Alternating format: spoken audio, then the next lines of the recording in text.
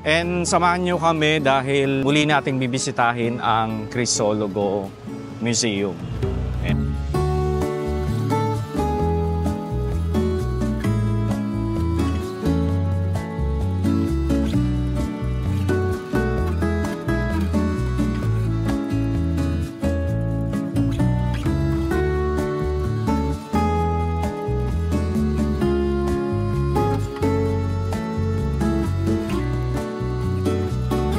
Okay mga ka-YouTubero, araw ng linggo ngayon. And samahan nyo kami dahil muli nating bibisitahin ang Crisologo Museum. Okay? Balikan natin ulit ang Crisologo. Eto na siya.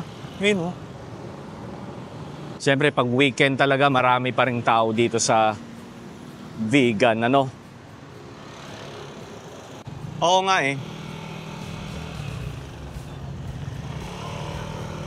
Okay, eto na yung Crisologo Museum.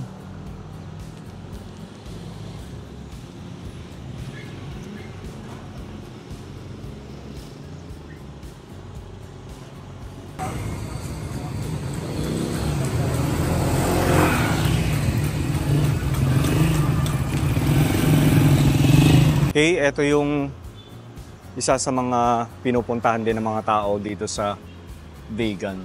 Ayan. Crisologo Museum. Hello?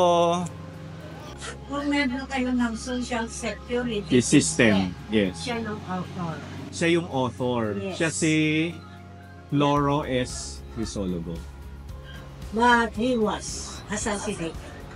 Assassinated po, no? Kasi ba? The Saint Paul Cathedral. Okay. Pero his violated. Oo. His assassination until now never given justice. Hindi nabigyan ng justice. Okay. So everything was reserved, even his plan, Apo. his picture. Okay. Pero ito pong museum is owned by the family pa rin? Yes. Okay. Still owned by the Crisologo. The Crisologos. Okay. Everything was resolved. Even the building itself, lahat ng gamit ay Sa kanila talaga. Allow din kami umakyat later. Okay. So Crisologo, one author ng SSS.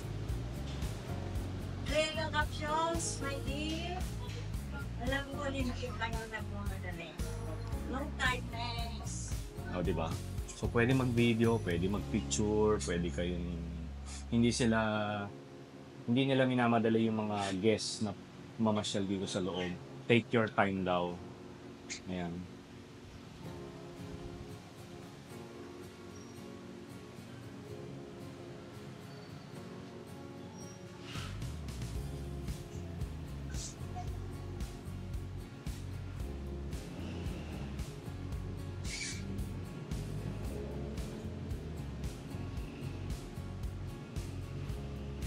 Ayun, no? Diba?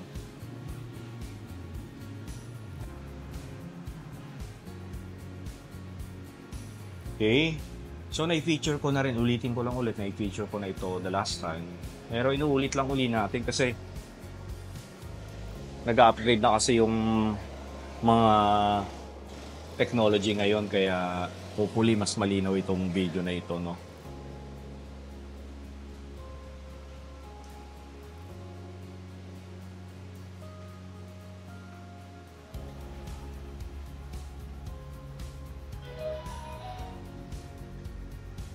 Di ba? Nakip talaga nila lahat yung mga photo, no?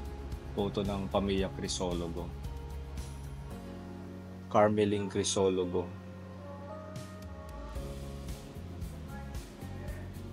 Ito yung mga descendant. Pamilya Crisologo. Children of the late Congressman Floro and Governor Camiling T. Crisologo.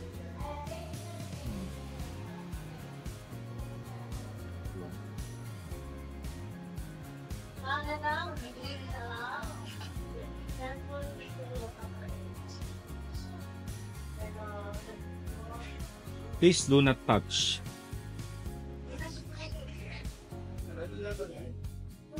Carmeling.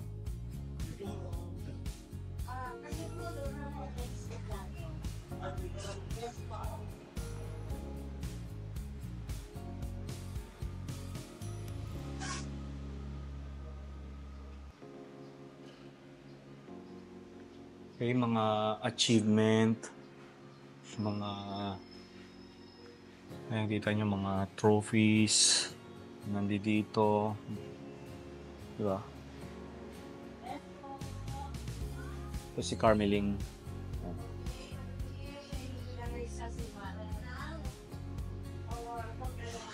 Okay, so yung makikita natin dito mga achievement ni Carmeling Crisologo.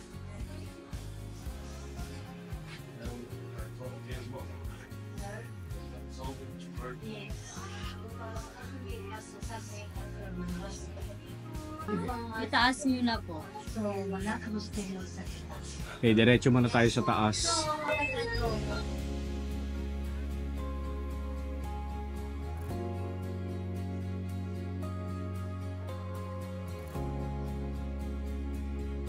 O, diba? May padeskanso. Ito, bastonero, lagayan ng sombrero and mga baston.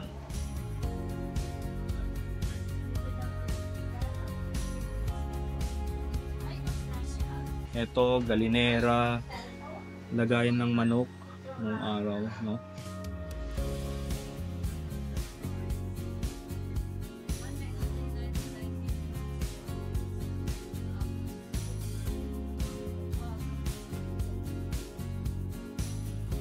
Diba?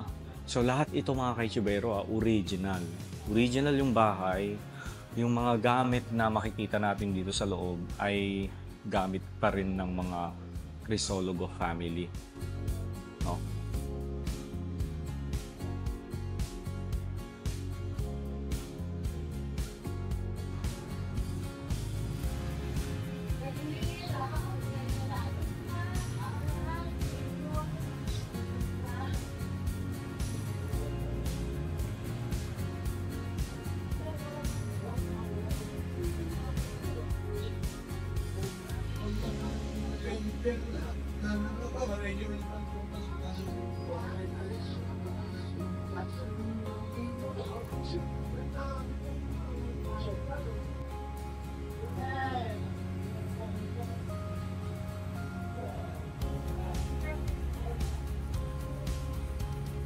Okay, dito tayo.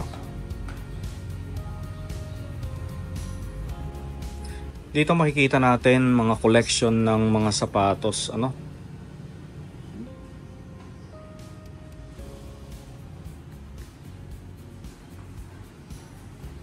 Tapos mga gown, mga bags. Okay, dito na tayo. So nilagyan din nila ng harang kasi syempre iniingatan ng pamilya Crisologo yung kanilang mga gamit. Minsan kasi hindi maiiwasan talaga na may mga taong humawak doon sa mga gamit nila, no? So dito muna tayo. So eto pala mga kaichibero. And so, this used to be the batalan or open porch, which is the working area in the house. Since the later generations have become politicians, they converted it to a dining conference hall to accommodate their constituents coming for their personal requests or reports of community needs. Multipurpose hall pala ito.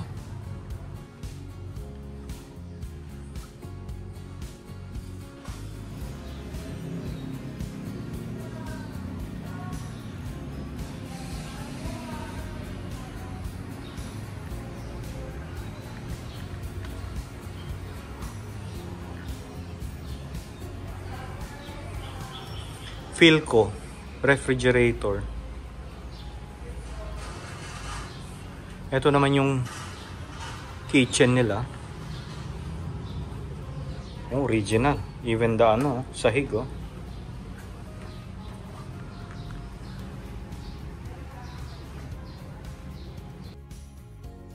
Okay, ulitin ko lang. Ito yung kitchen nila nung araw, no? Grabe yung fridge, no? Laki.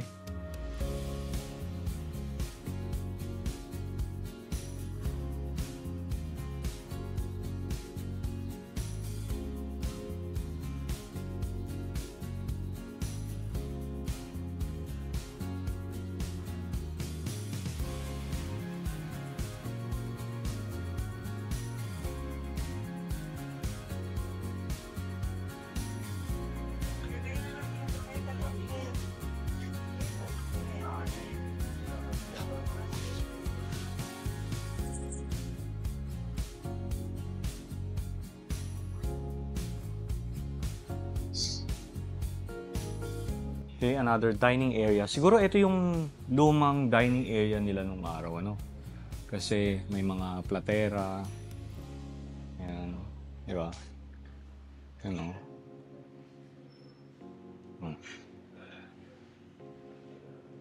Mga platera. Mga plates nila, no? Okay.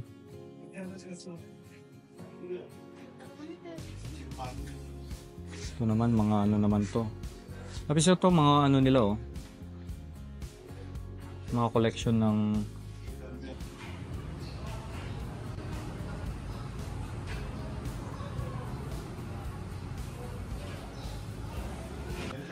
alak. No?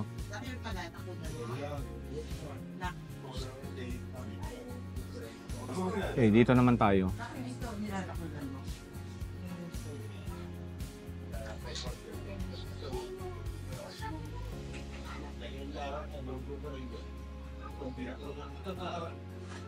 Wow.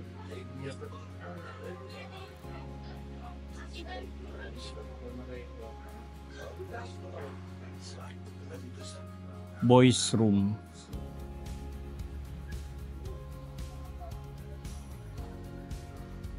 Siyempre, lagay ng unan, the almario, tapos may dalawang bed, no? Boys room. Tinatawag na sala mayor. So usually dito nangyayari yung mga parties, mga gathering dito sa mismong sala mayor nila, no? Ang laki. Ang laki ng sala mayor nila. And ang daming mga gamit, no? So ulitin ko lang, ano, lahat ng mga nakikita nating mga kagamitan dito ay gamit pa rin ng mga Crisologo. Ang dami, no? Ang daming mga collection ng gamit. Pansin ko itong mga chair, parang inupuan siguro ito ng mga ano nila, mga government official or something kapag meron silang meeting, no? Eh, no? Hindi pa. I think,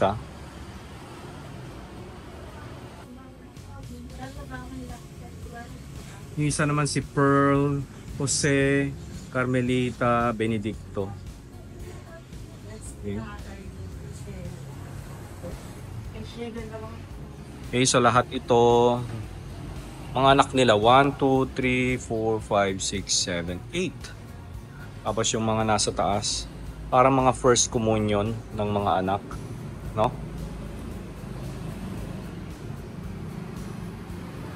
Diba? And look at the wood planks, ang lalaki. Ito tingin ko Nara to eh. Itong mga sahig na to, no?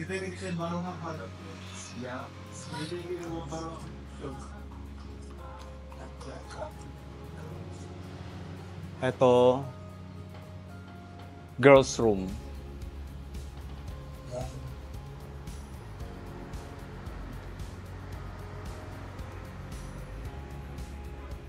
Ito yata yung tinatawag na ano nila, lagayan ng maruming damit, kung di ako nagkakamali. This one. No?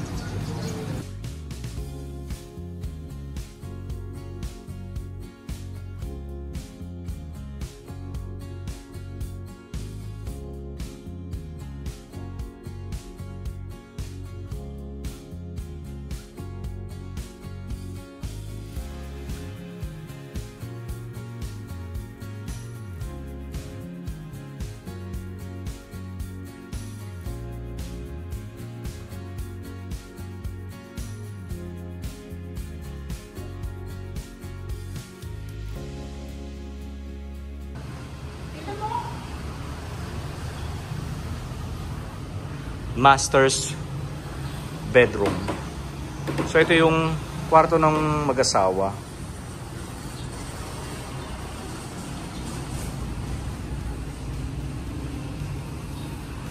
Diba?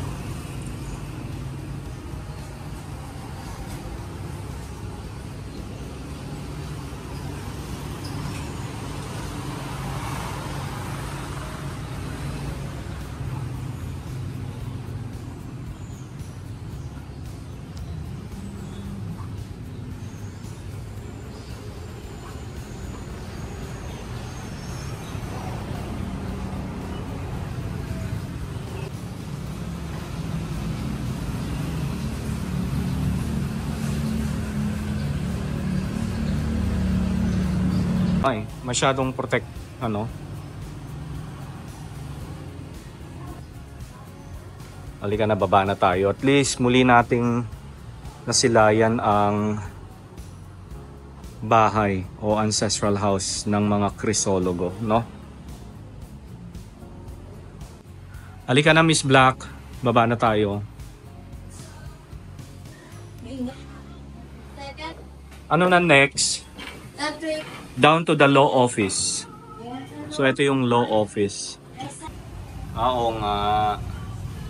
Pants, pair of shoes, sunglass, and pictures of Congressman when he was assassinated inside the Vigan Cathedral on October 18, 1970. So ito yung room. What's your step? Law office, Miss Black. So dito naman sa taas ang office ni Floro. Sa baba naman, yung sa kanyang asawa naman, ano? Yan.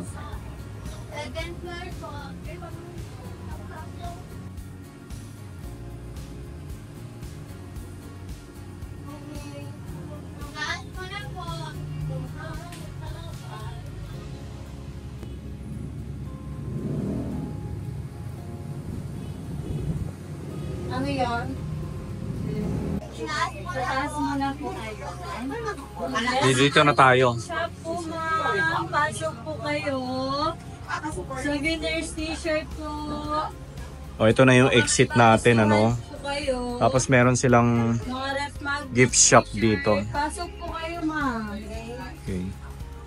Governor Camiling Crisologo was ambushed, but she was survived in this car on May 10, 1961 at Baxil, San Juan, Ilocos Sur.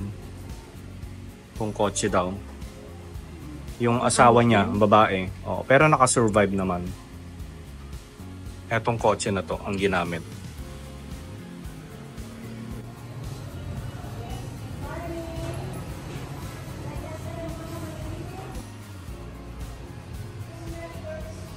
Farming and fishing implements.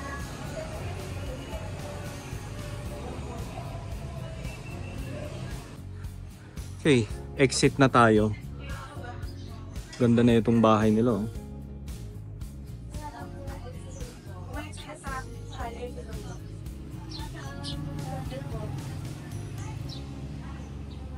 Eto balon, oh. Tingnan nga natin kung tinabunan na nila. Okay. May chapel dito kaya lang sarado, wala daw yung nagbabantay.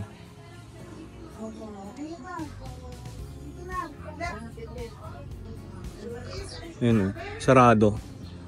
Close. Buti nga hindi masyadong mainit eh. So ito na yung exit natin. Sakay na tayo ng kalesa.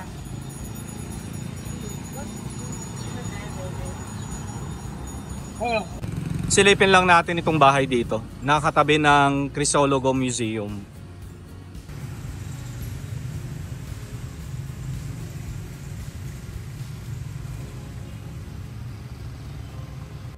Okay, magandang umaga sa inyo mga ka-YouTubero, and nandito nga tayo sa taas mismo ng La Casa Blanca Hotel dito nga sa Vigan, Ilocos Sur, ano? Ayan. So lahat ng makikita natin mga bahay mula rito sa taas ay mga lumang bahay, ano? Ayan. Pero syempre karamihan ay naayos na, pero may mga ilan naman na hindi pa naayos. Ayan. So ito yung tinatawag nilang Heritage Sky Bar. Ayan. So may swimming pool dito. Yung kape natin, no? Ngayon ay araw ng Monday, February 24, 2025. And ang oras na natin, 6:40 na ng umaga. Supposed to be, ang check-out namin dito is 12 noon. Pero alis na kami rito ng mga alas 8 ng umaga. And magbe-breakfast muna tayo. Tapos balik na tayo ng Manila.